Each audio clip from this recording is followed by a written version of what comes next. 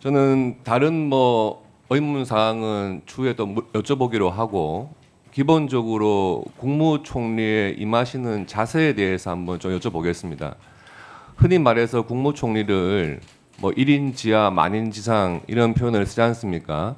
저는 이런 표현은 조금 권위주의적인 냄새도 나고 옛날의 진부한 표현이라는 생각이 좀 들긴 하지만 그래도 책임감이라는 면에서 위로는 대통령을 보좌하고 또 밑으로는 행정의 모든 부와 또 국민께 책임을 지는 자리다 하는 면에서 이해한다면 1인 지하 만인 지상이라는 말도 맞는 말이 아닌가 생각을 하는데 총리님도 그런 책임감을 느끼고 계십니까? 책임감을 느끼지만은 1인 지하 만인 지상이라는 표현은 존경하는 곽 의원님이 느끼시는 대로 시대에도 좀 맞지 않는다는 생각이 들고요.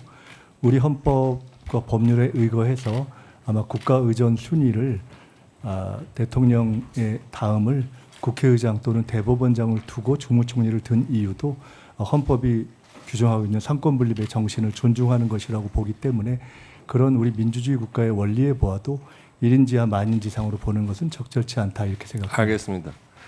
그 총리 후보자께서 예전에 서울시장 출마하신 적도 있고요. 또 부산시장 출마하신 적도 있어요. 내년 지금 6월달 1년 뒤가 정확하게 또 지방선거지 않습니까? 지금 국무총리로 지명되신 다음에 여러 번마다 틀릴 수 있을 것 같아요. 나는 정말 국무총리라는 그 직을 무겁게 생각하고 공직자로서의 마지막 소임이라고 생각하고 모든 것을 다 쏟아붓겠다 하는 분도 계실 수 있을 것 같고요. 또 정치인 출신의 총리 지명자라면 이 총리 생활 1년 정도 하고 다음 지방선거 때 서울시장 한번 도전해 보겠다 하는 생각도 하실 수 있을 것 같아요. 둘 중에 어느 쪽이신가요? 이미 제 마음도 그리 정했고 대통령님께도 이 직이 제 정치의 마지막일 수 있다라는 생각으로 전력 투격하겠다는 말씀을 드렸습니다. 네, 그렇게 임해 주시기를 바랍니다. 네. 지금 국무총리가 되시면은요, 저도 잘 몰랐는데 국회의원직을 유지하게 되시죠. 그러면은 그 일반 국민들께 생각하시기에 사실은 국무총리가 된다면 그 업무 양으로 봤을 때 국회의원은 겸직하기 힘든 걸로 이해가 되는데 그 국무총리로서의 급여 또 국회의원으로서의 세비 같이 받나요?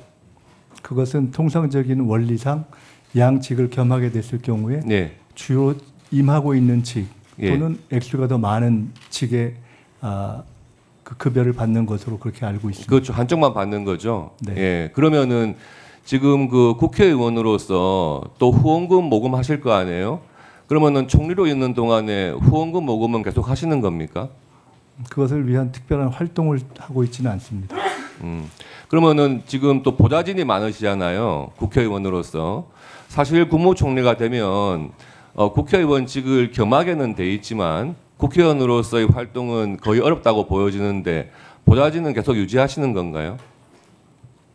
그 주신 질문이 국회의원직을 겸하는 것이 타당한지 또는 그와 관련된 보좌진의 유지 등등과 관련한 판단을 여쭤보시는 것이라면 그런 문제에 대해서 혹시 헌법과 법률 또 그에 의거한 국회의 다른 판단이 있다면 그것을 충분히 저는 당연히 따르는 것이 옳다고 보고 오늘 현재까지는 대한민국 국회가 만들어지고 국무총리 제도가 만들어진 이후 현재까지 겸직 제도가 진행되어 있는 상황이기 때문에 저로서는 그 틀을 준수하면서 최대한 절제할 것을 절제하면서 하겠다 이렇게 말씀 올리겠습니다. 예, 총리 후보자님께 여쭤보겠는데 그 전에 국무총리로서 국회의원직을 겸했던 분이 이완구 국무총리 계시고 정세균 국무총리 계시고 그랬어요. 근데 계속해서 국회의원직을 겸했단 말이에요.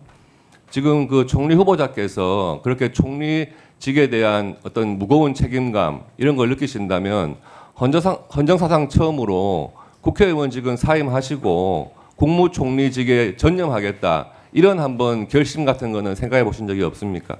생각해 본 적 없습니다. 없어요. 예, 슬라이드 한번 좀 띄워봐 주시죠. 그래서 지금 총리 후보자로 지명되면 기본적으로 보는 것들이 있어요. 군 복무는 마쳤는지, 또 전과 관계는 어떤지, 그동안 또 정치인 출신이면 정치 이력은 어떤지, 또 불명확한 소득은 없었는지, 이런 것들은 기본적으로 보는 거죠. 그런데 과거에 비해서 이 군 복무라든지 전과 관계라든지 이런 것들이 사실 굉장히 도덕 기준이 그냥 흐지부지 해버린 상태입니다. 지금 제가 숫자로 한번 봤어요. 이재명 대통령과 김민석 총리 후보자 두 분 다 군 복무한 적은 전혀 없어요. 그렇죠? 그리고 전과 관계를 보니까 공교롭게도 이재명 대통령도 전과 사범이고 김민석 후보도 전과 사범이에요. 물론 전과의 그 내용면에서는 좀 달라요. 예, 그렇고 정치를 하시면서 굉장히 여기저기를 막 다니셨어요. 양천, 영등포, 부산까지 그렇게 이동하신 거리가 한 1000km 정도 되더라고요. 그리고 확인되지 않은 소득은 지금 총리 후보자께서 스스로 말씀하신 내용 자체가 5년간 소득 신고액에 비해서 한 8억 정도를 그 세비 외의 소득원으로 사용한 것은 맞다. 이렇게 인정하신 그 금액입니다. 8억 원.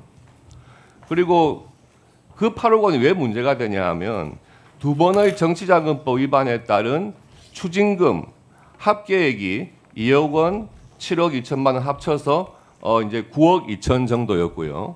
그리고 국민 여러분 잘 모르시겠지만 정치자금법을 위반해서 이 불법적인 정치자금을 받았다 하면은 그것도 소득으로 간주해가지고 거기에 증여세가 또 부과가 되죠. 증여세가 또 억대의 증여세가 부과됐습니다. 이런 부분들에 대해서 지금 이런 숫자들이 나오는 것에 대해서 기본적인 입장을 말씀해 주십시오. 이게 지금 답변 드려도 될까요, 위원장님? 네, 답변하십시오. 네. 답변 드릴게요. 아까 이 그림표를 통해서 보여주신 중에 소득과 관련한 등등에 대해서는 오늘 청문회를 통해서 여러 의원님들이 바로 그것을 궁금해해서 여쭤보시고 답할 기회가 있는 것으로 저는 생각하고 있고요.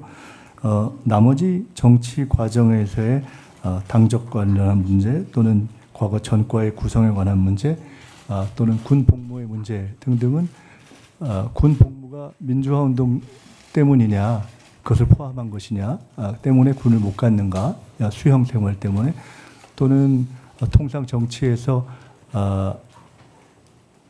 문제되는 군의 적절한 방식에 의한 적절치 않은 방식에 의한 회피 이런 것에 의한 것이냐 등등에 대한 것을 그것을 이렇게 다시 확인해서 여쭤봐 주신다면 그것에 대해서 또 답변 드릴 수가 있을 것 같습니다. 예, 그 아까 말씀 주신 중에 다른 부분은 실제로는 연동돼서 표현하는 것도 또 제가 답변 드리는 것도 그다지 적절하다고는 생각되지 않습니다. 네.